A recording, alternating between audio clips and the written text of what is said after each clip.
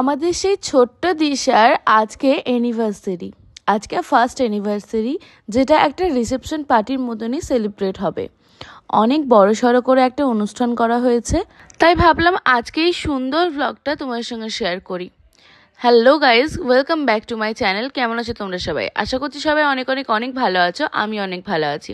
আর আজকে আমি চলে এসেছি আমার চ্যানেলে আরও একটা নতুন ব্লগ নিয়ে। 26শে সেপ্টেম্বর রাত্রেবেলা আমি এই সুন্দর মেহেন্দিটা পরেছিলাম আমাদের এলাকারই এক সুন্দর মেহেন্দি আর্টিস্ট দিয়ার কাছে। ওর কন্ট্যাক্ট ডিটেলস আমি স্ক্রিনে দিয়ে দিয়েছি, তোমাদের প্রয়োজন হলে তোমরা কন্ট্যাক্ট করে নিতে পারো।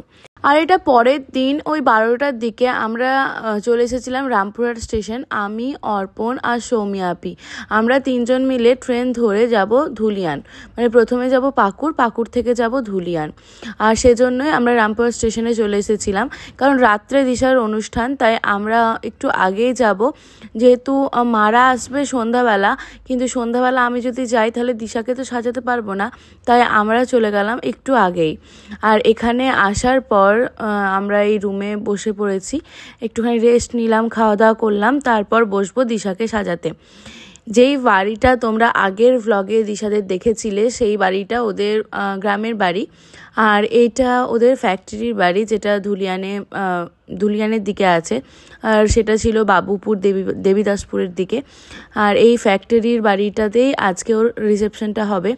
তাই এই বাড়িটা তোমাদের কাছে একদমই নতুন, কারণ আমারও কাছে একদমই নতুন। এই বাড়িটাতে আমি গেছি, কিন্তু একদম ফুললি কমপ্লিটের পর আমার যাওয়া হয়নি। তো একদম ফুল কমপ্লিটের পর এসেছিলাম। অনেক সুন্দর হয়েছিল, একদম খুব সুন্দর সাজানো গোছানো হয়েছিল। তো তারপর তো দিশাকে মেকআপ করতে বসিয়ে দিয়েছি, দেখতেই পাচ্ছ। কিছুটা ওর পছন্দ মতো, কিছুটা আমার পছন্দ মতো, দুজনের পছন্দ মতোই কিন্তু মেকআপটা শুরু করেছি। আই মেকআপটা কমপ্লিট করে দিয়েছি। এবার দেখো ফেসটাকে কন্ট্রোল করছি। কন্ট্রোল করতে করতে আমি বললাম এক চর খাবি, তারপর ওকে একটা চর মারলাম। আর কি মজা করছিলাম আর কি। তো যাই হোক, ফেস কন্ট্রোলিং কমপ্লিটের পর এবার পাউডার ব্লাশও লাগানো হয়ে গেছিলো, মেকআপটাও প্রায় ডান হয়ে গেছিলো। আমার কাছে যেহেতু মেহের বা আশা কেউই ছিল না, তাই আমার সেরকমভাবে ভিডিও ক্লিপ করা হয়নি। সৌমিয়া আপি আমাকে অনেকগুলো ভিডিও করে দিয়েছে, থ্যাংক ইউ সৌমিয়া আপি। তো সৌমিয়া তো একটা বাচ্চা মেয়ে, ও যতটুকু পেরেছে ততটুকু ভিডিও করে দিয়েছে। আর এখানে যে ক্যামেরাম্যান বা ফটোগ্রাফার দাদারা ছিল, তারাও আমাকে কিছু কিছু ক্লিপ নিয়ে দিয়েছিল, মানে আমার ফোন থেকে আর কি। তাদের মধ্যে অনেকেই আমার ভ্লগ একদম প্রথম থেকেই দেখো, আর অনেকেই আজকেও স্টার্ট করেছে দেখতে। তো তার জন্য আমি বলে দিচ্ছি, তোমরা হয়তো বুঝতেই পারছো না যে এটা কে। এটা হলো আমার একমাত্র ননদ, মানে আমার হাজব্যান্ড আর ও দুই ভাই বোন। আমার শ্বশুর শাশুড়ি নেই, মারা গেছে অনেক দিন হলো। তো এটা হলো আমার হাজব্যান্ডের একমাত্র বোন দিশা। তো যেহেতু আমার শ্বশুরবাড়ি ফ্যামিলি বলতে দিশা আর অর্পণ এই দুজনই আছে, আর তাই এরাই আমার ফ্যামিলি, মানে দিশা, ইত্তেফাক, অর্পণ আর আমি, আমাদের চারজনের আমাদের এই ছোট্ট শ্বশুরবাড়ির ফ্যামিলি। আর আমার বাপের বাড়ির ফ্যামিলিতে তো অনেকেই আছে, তোমরা সেটা সবাই জানো। তো চলো, দিশার মেকআপ কমপ্লিট, কেমন লাগলো বলো। এবার বসেছে আমার কাছে আমার নন্দাই সাজতে, মানে ইত্তেফাক। তো ইত্তেফাকেরও আমি কিছু কিছু করে দিয়েছিলাম, মানে মেকআপ করে দেইনি, জাস্ট ক্লিনজিং, টোনিং, ময়শ্চারাইজিং, একটুখানি সিরাম অ্যাপ্লাই করলাম। তারপর ইত্তেফাক দিশা বললো হেয়ার স্টাইল করে দাও, তাই একটুখানি হেয়ার স্টাইলটা আমি করছিলাম ভালোভাবে স্প্রে দিয়ে। তারপর দেখো সুন্দর করে চুলটাকে আঁচড়াচ্ছিলাম, কিন্তু আমারই মজা লাগছিল, মানে আমার হাসি লাগছিল আর কি। তো তারপরে আমি কিছুটা করার পর ইত্তেফাককে বললাম যে ধরো তুমি চিরুনি, তুমি নিজের চুল নিজে আঁচড়াও, আমি আর পারলাম না। তো তারপর আমি একটু একটু হেল্প করছিলাম। তো অবশেষে সবাইকে রেডি করার পর আমি একটুখানি টাইম পেয়েছিলাম, কিন্তু তাও পাইনি। মারা ঢুকে যাবে, মানে মা, নানুরা সবাই চলে আসবে, তাই আমিও হালকা উপরে একটা লিপস্টিক আর লাইনার পরে সব মেকআপের জিনিসগুলো গুটিয়ে আমি ড্রেস পরে নিলাম। এদিকে দেখো মা, বৌমনি, নানু, নানা ভাই, মামা, সুফিয়ান, তারপর আব্বু সবাই চলে এসেছিলো। আর এখানে দেখো আমিও রেডি হয়ে গেছি। আমি পরেছিলাম আমার রিসেপশনের লেহেঙ্গাটা, আর গোল্ডের জুয়েলারি পরেছিলাম। আমি যেহেতু আমার রিসেপশনেও গোল্ড জুয়েলারি পরেছিলাম, তাই দিশা রিসেপশনেও গোল্ড জুয়েলারি পরেছিলাম। মানে আমার কাছে এই লেহেঙ্গাটার সঙ্গে পরার মতো কোনো স্টোনের জুয়েলারি নেই, তো তাই গোল্ডই পরেছিলাম। আর আমাকে এমনিতে লেহেঙ্গার সঙ্গে গোল্ড জুয়েলারি ভালো লাগে, দিশাকেও পরিয়েছিলাম গোল্ড জুয়েলারি। আর এখন ফটোশ্যুটের টাইম, এখন সবাই মিলে ফটোশ্যুট করবে। তো চলো এবার তোমাদেরকে পরিচয় করাই দিশার ফ্যামিলির সঙ্গে। তো এই হলো দিশা, ইত্তেফাক দাঁড়িয়ে আছে, তুমি তো দেখতেই পাচ্ছ। আর ইত্তেফাকের পাশে আছে ওটা ইত্তেফাকের আব্বু মানে সনাব্বা, আর দিশার পাশে আছে দিশার শাশুড়ি মানে সন্মা, আর তার পাশে আছে ইরফান মানে দিশার একটা দেওর, আর দিশা ইত্তেফাকের সামনে রয়েছে রিফাত, রিফাতও দিশার আর একটা দেওর। এই দেখো এটা হলো রিফাত। ইত্তেফাকরা 3 ভাই, তো রিফাত, ইরফান আর ইত্তেফাক। আর এ আমাকে না অনেক ভালোবাসে, ও আমাকে বলে যে ভাবি তোমাকে আমি বিয়ে করব। তাই আমার বরকে আমি একটুখানি চুমু দিচ্ছিলাম, আমার বড় আমাকে একটু চুমু দিচ্ছিল। তো এই নিয়ে একটুখানি ভিডিও করেছিলাম। খুব ভালো ছেলে রিফাত। তারপর একে একে আমরাও ফটোশ্যুট করতে ঢুকলাম, মানে প্রথমে বিদিশা ফটোশ্যুটটা করে নিল, তারপর আমাকে দিশা ডাকছিল, তারপর আমরা ফ্যামিলি সবাই মিলে গিয়ে ফটোশ্যুটটা করে নিলাম। তারপরে দেখো ইত্তেফাক, আমি, দিশা, অর্পণ, আমরা 4 জনে মিলে মানে আমাদের ফ্যামিলিটুকু মিলে একটা ফটোশ্যুট করে নিলাম। তারপর ইত্তেফাককে একদিকে দিশা একদিকে আমি ধরে ফটোশ্যুট করছিলাম, মানে যা হয় আর কি, এই ফটো ওই ফটো সব ফটো ক্লিক করছিলাম। তারপর স্টেজে উঠলো নানা ভাই, নানু, বৌমনি, মামা, সুফিয়ান, সৌমিয়া, এরা মানে নানুর বাড়ির ফ্যামিলি। তো তারাও একটুখানি ফটো তোলাতুলি করছিল। আমার ফোনে যতটুকু পেরেছিলাম ভিডিও করার চেষ্টা করেছিলাম তোমাদের সঙ্গে শেয়ার করার জন্য। আশা করছি তোমাদের ভালো লাগছে, তোমরা অবশ্যই কিন্তু কমেন্ট করে জানাবে যে কেমন লাগলো। অনেক দিন পর ভ্লগ দিলাম আসলে, তোমাদের মধ্যে অনেকেই বলেছিলে যে দিশাকে নিয়ে ভ্লগ দাও, দিশাকে নিয়ে ভ্লগ দাও। তো অবশেষে দিশার অ্যানিভার্সারির ভ্লগটাও আমি তোমার সঙ্গে শেয়ার করলাম। সবাই কিন্তু দিশাকে হ্যাপি অ্যানিভার্সারি বলতে ভুলো না। তো তারপর নানা ভাই এখানে এনেছিল ইত্তেফাকের জন্য একটা গোল্ড রিং, আর সেটাই ইত্তেফাককে নানা ভাই পরিয়ে দিচ্ছিল।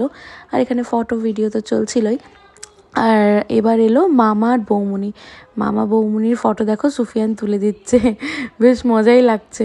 আমি অনেক ভিডিও আমি নিজেই করিনি, হয়তো কেউ না কেউ করে দিয়েছে, হয় বিদিশা করে দিয়েছে, না হয় বন্ধন করে দিয়েছে, না হয় ওই ফটোগ্রাফার দাদারা করে দিয়েছে। অনেকগুলো ভিডিও অনেকজনেই করে দিয়েছে আমার ফোন থেকে। এটা যেমন আমি বসে বসে করছিলাম, একদিকে দিশার আব্বু একদিকে ইত্তেফাকের আব্বু, দুইজনের আব্বুকে নিয়ে ফটোশ্যুট হলো। তারপর এবার রিং সেরেমনি হবে, যেহেতু এটা একটা রিসেপশন পার্টি কাম অ্যানিভার্সারি কাম রিসেপশন পার্টি, তাই অ্যানিভার্সারিতে যেগুলো হয় সেগুলোও হবে। মানে একটা দুজনকে দুটো রিং দিয়েছিল ইত্তেফাকের দাদা, মানে দিশার দাদা শ্বশুর। তো তাই ওরা সেই আংটি দুটোকে নিয়েই আংটি পরাপরি করলো। বেশ কিউট একটা মুভমেন্ট ছিল, সঙ্গে ব্যাকগ্রাউন্ডে অনেক সুন্দর একটা গান বাজছিল। আমি তো দেখে খুব বেশি ইমোশনাল হয়ে পড়েছিলাম যে এই সেই ছোট্ট দিশা, হ্যাঁ, দেখতে দেখতে এত বড় হয়ে গেল। তোমরা যারা যারা আমার ইনস্টাগ্রাম স্টোরি দেখো তারা সবাই দেখতে পেয়েছিল যে আমি ওর ছোটোবেলাকার আর বড়োবেলাকার দুটোরই ফটো স্টোরি লাগিয়েছিলাম। তো একে একে রিং সেরেমনিটাও কমপ্লিট করা হয়ে গেল। আর যেরকমটা হয় ফটোগ্রাফার দাদারা বারবার ক্লিপ নিচ্ছে, তো সেই সুযোগে আমিও একটুখানি ভালো করেই ভিডিওটা করে নিচ্ছিলাম। কিন্তু যাই হোক, দাদা কিন্তু বারবার চলে আসছে আমার ক্যামেরার সামনে। তো ভিডিও ফটো তুলেছিল নডিদা, মেবি তোমরা যারা মুর্শিদাবাদে আছো মানে ঔরঙ্গাবাদ বা ধুলিয়ান এই সাইডে, তারা এই নডিদাকে অনেকেই চেনো, বেশিরভাগ জনই চেনো। তো আমারও নডিদার সঙ্গে দুটো কাজ করা হয়ে গেল, তো বেশ ভালোই এই দাদাটা। আর এটা কিন্তু ফটোগ্রাফার না, এটা আমাদের পার্সোনাল ফটোগ্রাফার বন্ধন। তো বন্ধন একটা ক্যামেরা কিনেছিল রিসেন্টলি, তাই আমরা সবাই মিলে বলেছিলাম যে তুই তোর ক্যামেরাটা নিয়ে আসবি, আমরা সবাই মিলে ফটোশ্যুট করব। তাই বন্ধন এখানে সববার ফটো তুলে দিচ্ছিল। আমি অতটা ফটো তুলিনি, বিদিশা তো একদম বন্ধনের ক্যামেরা ফুল করে নিয়েছিল, মানে একদম ভর্তি ছিল বন্ধনের ক্যামেরা শুধু বিদিশার ফটোতেই। তো অনেক সুন্দর ডেকোরেশন ছিল চারিদিকটা, আমি সব কিছু অতটা ঘুরে দেখাতে পারিনি, কারণ আমি যে ভারী লেহেঙ্গা পরেছিলাম ওটাতে একটুও হাঁটতে পারছিলাম না। আর এই দেখো এবার হবে কেক কাটিং, যেহেতু ফার্স্ট অ্যানিভার্সারি তাই কেক তো কাটিং করতেই হবে, তাই না? আর কেকটা দেখো কতটা সুন্দর ছিল, কেকটা কিন্তু দেখতে দারুণ ছিল। আর এই কেকটাকে যখন টেবিল করে এরকম করে সরাচ্ছিল, আমার তো বুকের ভিতরটা কিরকম যেন করছিল, মানে ধকধক করছিল, মানে এই না পড়ে যায়, এই না পড়ে যায়। তো অবশেষে কিন্তু কেক কাটিংও হবে। আজ থেকে 1 বছর আগে যখন দিশার বিয়ের সব প্রিপারেশনগুলো নেওয়া হয়েছিল, মানে শপিং, তারপর হালদি, থুবড়ো, বিয়ে, এই সমস্ত ভ্লগ কিন্তু আমি তোমাদের সঙ্গে শেয়ার করেছিলাম। আর যারা যারা দেখোনি তাদের জন্য আমি রিলেটেড ভিডিওতে দিয়ে দিলাম, তোমরা কিন্তু সেখান থেকে আগের ভ্লগগুলো দেখে নিতে পারো। তো চলো, অবশেষে কেক কাটিংয়ের টাইম চলে এসেছে, আর এখানে কেক কাটিংও হয়ে গেল। আর কেকটা দেখতে ভীষণই সুন্দর লাগছে, আর ওদের দুজনকেও অনেক সুন্দর লাগছিল, মাশাআল্লাহ। তো আমার তো খুব ভাল লাগছিল, মানে ওদেরকে দেখে আমার জানটা ভরে যাচ্ছিল আর কি। তারপরে এই দাদুটা কোথা থেকে এলো দিয়ে ডান্স করতে লাগলো, আমি তো চিনিও না দাদুটাকে, কিন্তু ভ্লগে নিয়েছিলাম, বেশ ভালো লেগেছিল আমার, মানে খুবই হাসছিলাম আমরা সবাই মিলে। তো যাই হোক, কেক কাটিং তো কমপ্লিট, আর কেক কাটিংয়ের পর এবার কেক খাওয়ানোর পালা। তাই প্রথমেই ইত্তেফাক খাওয়াবে দিশাকে, তারপর দিশা খাওয়াবে ইত্তেফাককে, এইসবই চলছিল, তার সঙ্গে সঙ্গে ভিডিওও চলছিল। তাই একবার না বারবার করে কেকটা খাওয়ানো হচ্ছিল। তো চলো, ওদের কেক খাওয়াটাই দেখো, আর আমরাও এখান থেকে দেখে দেখে ভাবছিলাম যে কেকটা কখন আমরা খাবো। তো সেটাও তোমরা দেখতে পাবে, আমরা কখন খেয়েছিলাম, কীরকমভাবে খেয়েছিলাম, সেগুলো সব কিছুই তোমার সঙ্গে শেয়ার করব। তো চলো, অবশেষে এখানে আমরা বসেছিলাম স্টেজে, যেহেতু অনেকটাই রাত হয়ে গেছিলো, সবাই প্রায় বাড়ি যাচ্ছিলো। আর এখানে আমি, দিশা, ইরফান, ইত্তেফাক, আমরা সবাই মিলে বসে বসে গল্প করছিলাম। ইত্তেফাকের মামাতো ভাই, খালাতো ভাই সবাই ছিল। খুলো না, হ্যাঁ কি বই আছে পড়ো না। ভালো লাগছে তোমাকে? তো একটা কথা বলি তোমাকে, না লোকা কেতি খুল যেটা ফুল লাগছে তোমাকে দেখ অরিজিনাল কথা। আচ্ছা কি দেখিলি? আমরা আমাকে বই আছে, বই তোমাকে বলে দিতে, কি বই পড়তে দিয়েছে সেটাও তো দেখতে হবে। বাংলা ব্যাকরণ আদর্শ নারী। এটা একমাত্র তোমার জন্যই আছে। আল্লাহ, একমাত্র তোমার জন্য। আমার পরে আরো জানতে হবে। অবশ্যই তোমার। তারপরে দেখো, একদম লোকজন অনেকটাই হালকা হয়ে গেছে। এখানে মা, বিদিশা, আপু, ওরা সবাই, নানুর বাড়ি সবাই বাড়ি চলে যাচ্ছে। আর আমি আর অর্পণ শুধু থেকে গেলাম, আমরা কালকে সকাল সকাল চলে যাবো বাড়ি। তো গাইস, এই দেখুন আলমারি থেকে কেক চুরি করে খাচ্ছে দিশা। তো কেকের অবস্থা খারাপ করে দিয়েছে।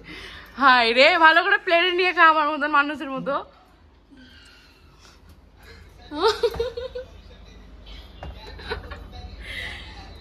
কি অবস্থা,